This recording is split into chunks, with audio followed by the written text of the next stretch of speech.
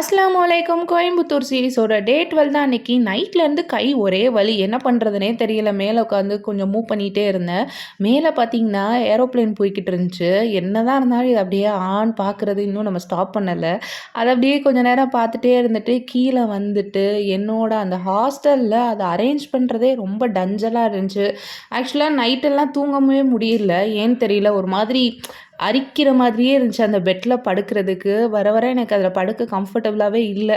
இன்னும் 3 நாள் தானே இருக்குது, பொட்டி கட்டிட்டு வீட்டுக்கு கிளம்பிடலான்னு சொல்லிட்டு கிளாஸுக்கு கிளம்பிட்டேன். ஆப்போசிட் ஹாலில் போட்டிருந்த சேல் ஒரு வழியாக எண்டுக்கு வந்துருச்சு போல. கடைசி வரைக்கும் நம்மளால் வாங்க முடியலையே பரமா, அந்த மாதிரி தான் இருந்துச்சு. பாட்டம் இயர்ஸ்லாம் 4,1000க்கு தான் போட்டிருந்தாங்க. இருந்தாலும் நம்மளால் வாங்க முடியல.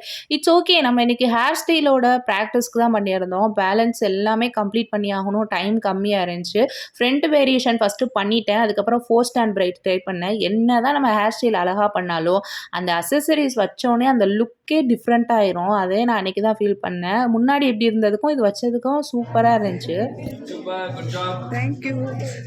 இந்த ரோஸ் ஹேர் ஸ்டைல் எனக்கு பிடிக்கல. நான் ஒழுங்காகவும் பண்ணலை. அதுக்கப்புறம் காஃபி குடிச்சிட்டு மறுபடியும் கிளாஸ் ஸ்டார்ட் ஆயிடுச்சு. யாருமே பார்க்கல. எல்லாருமே ஃபோக்கஸாக ரொம்ப ஒர்க் அவுட் பண்ணிட்டு இருந்தாங்க. அதுக்கப்புறம் இந்த சிக்னான் பன் ட்ரை பண்ணேன். சந்து ப்ரோக்கு வெக்க வேற வருது. அதுக்கப்புறம் இந்த ஹேர் ஸ்டைல் முடிச்சதுக்கப்புறம் தான் எனக்கு மேட்ரே இருக்குது. ரியல் ஹேரில் வந்துட்டு ப்ராக்டிஸ் வரணும்னு சொல்லிட்டு நம்ம தலைவியோட தலையில தான் நம்ம கையை வச்சோம். இன்னைக்கு எனக்குன்னே வருவீங்களாடா? ஏன்ட்ட சரசம் பண்றக்கே ஓட்டாப்பே உங்களை பெற்றுறாங்களா? அன்னைக்கு என்னைக்கும் இல்லாமல் திருநாளாம் வடை வேற கொடுத்துருந்தாங்க. நம்ம அகாடமில இருந்து நம்மளை சென்ட் ஆஃப் பண்றதுக்கு ரெடி ஆயிட்டாங்க போல. அழகா ஒரு கிரவுண்ட் பஃப் வச்சு அதுல லைன்ஸ் எல்லாம் கிரியேட் பண்ணிட்டு இருக்கும் போதே வாங்க உங்களுக்கு சோசியல் மீடியா ஹேண்டலிங் சொல்லி தரணும் அப்படின்னு சொல்லி கூப்பிட்டுட்டாங்க. தலைவி மண்டையா அரைக்குறையா அப்படியே விட்டுட்டு போயாச்சு. என்ன 3 தகுதி?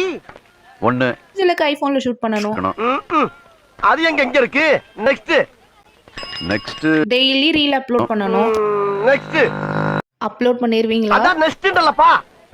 3வது இது இருக்கணும். இதுன்னா மத்த ஆர்டிஸ்ட குறை சொல்லி வீடியோ போடணும். இப்படிதானே பெரிய ஆளாகிறாங்க. அப்படியே சூ பண்ணிடுவேன் உன்னை.